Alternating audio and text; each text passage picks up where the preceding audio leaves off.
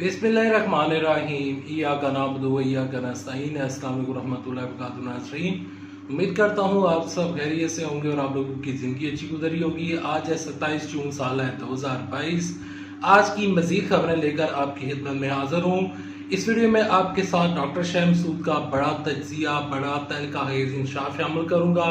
इसके अलावा Islamabad high court से इसके अलावा लाहौर हाई कोर्ट से और इसके अलावा सुप्रीम कोर्ट से बड़ी खबरें चल कर आई हैं, वो भी आपके साथ वीडियो में डिस्कस करूँगा।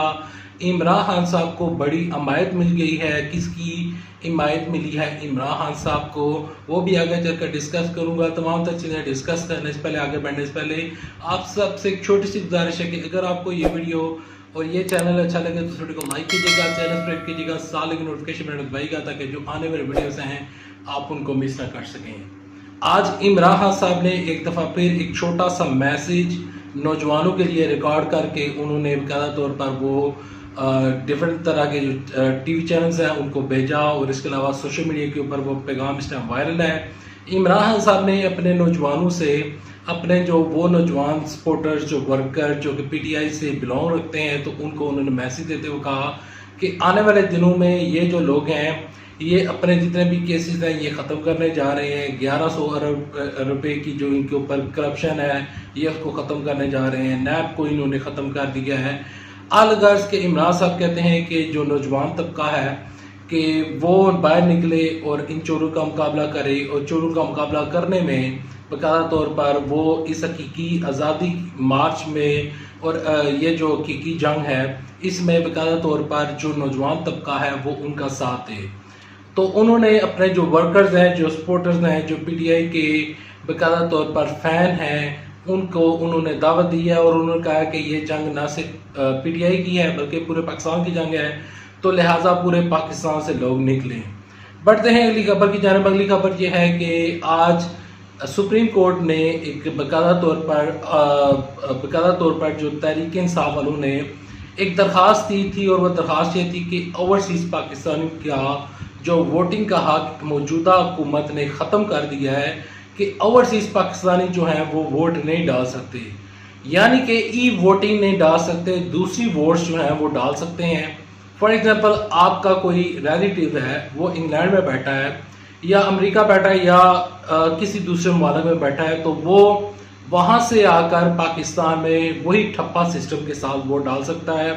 तहरीक इंसाफ ने क्या किया था कि वो इलेक्ट्रॉनिक वोटिंग मशीन्स लेकर आए थे और इसके अलावा उन्होंने ई वोटिंग को मुतारफ करवाया था और उन्होंने कहा था कि आप चाहे दुनिया के किसी कोने में भी बैठे हों तो आप बाकायदा तौर पर ई वोटिंग के ज़रिए घर में बैठकर वो अपना वोट कास्ट कर सकते हैं।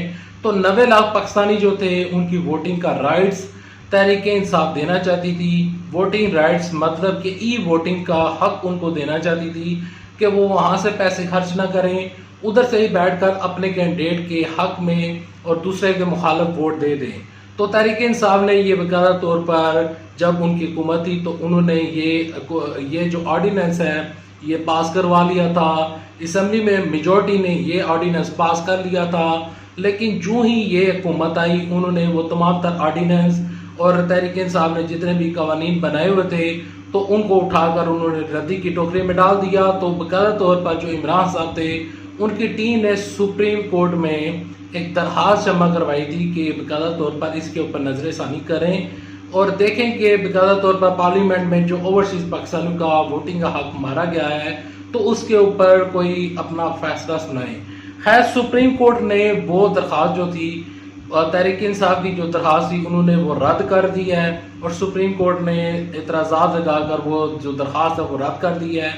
अब नजरसानी की हो सकता है मुझे अब इस चीज़ की मुझे गारंटी नहीं है कि तहरीक इंसाफ करेगी या नहीं करेगी, लेकिन हो सकता है कि तहरीक इंसाफ दोबारा नजरसानी की दरख्वास्त जमा करवा दें और कहें कि आपने जो इतराज़ लगाया था एक दफ़ा फिर इस दरख्वास्त को देखें, एक दफ़ा फिर हमारी जो सुनवाई है वो की जाए। तो हो सकता है कि फिर दोबारा दरख्वास्त जमा और हो सकता है कि दोबारा सुप्रीम कोर्ट जो है वो इसके ऊपर कोई नया फैसला दे दे और हो सकता है कि ओवरसीज़ पाकिस्तानी को ई वोटिंग का हक मिल जाए, लेकिन वो तमाम तर बातें करना अभी कबल अज़ वक्त है।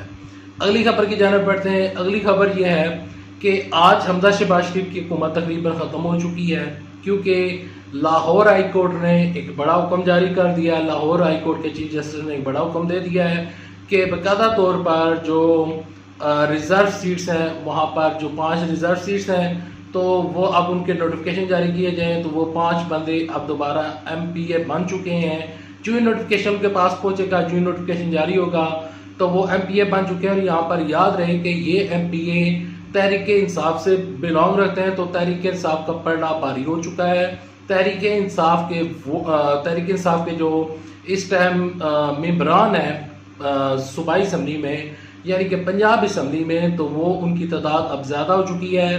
तो समझे कि हमजा शहबाज शरीफ की हुकूमत का खात्मा हो चुका है। अच्छा, यानी कि यहाँ पर एक बड़ी अजीबोगरीब बात है कि जब भी मैं वीडियो बनाता हूँ, व्लॉग बनाता हूँ, तो आगे पीछे मैं नाम कर देता हूँ। ये पता क्यों होता है? क्योंकि हमजा शहबाज शरीफ और शहबाज शरीफ दोनों एक जैसे नाम हैं, तो अक्सर मैं खुद भी कंफ्यूज हो जाता हूँ कि मैं हमजा शहबाज शरीफ के मतलब बात कर रहा हूँ या फिर शहबाज शरीफ के बारे में बात कर रहा हूँ। तो अगर मैं आगे पीछे हो जाऊँ तो उसके लिए मैं माफ़ चाहता हूँ, क्योंकि नाम सिमिलर है और बाप बेटा, एक बाप वज़ीर आज़म है, बेटा वज़ीर आला पंजाब है। तो इवन के मैंने देखा है कि बड़े बड़े साफ़ी उनसे भी इस तरह की मिस्टेक्स हो रही हैं।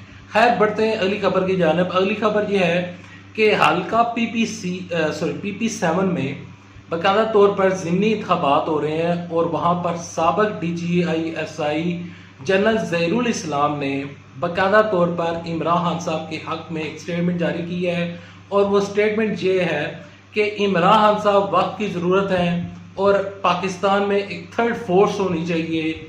और एक थर्ड फोर्स से मुराद यानी कि 2 पार्टीज पहले मौजूद हैं, मुस्लिम लीग नून और पीपल्स पार्टी मौजूद हैं। थर्ड फोर्स यानी कि तहरीक इंसाफ भी होनी चाहिए, और तहरीक इंसाफ इमरान खान साहब अभी वक्त की ज़रूरत है। तो उन्होंने इनडायरेक्टली इमरान खान साहब को बड़ी सपोर्ट की है, और उनके बयान की वजह से बहुत सारे कुछ साफ़ी में देख रहा हूँ, अहमद मीर, सलीम साफ़ी और तलत हुसैन और दीगर जो लोग हैं, वो उनकी स्टेटमेंट के ऊपर बढ़ा चढ़ाकर स्टेटमेंट जारी कर रहे हैं। देखें, हल्का PP7 उनका अपना हल्का था।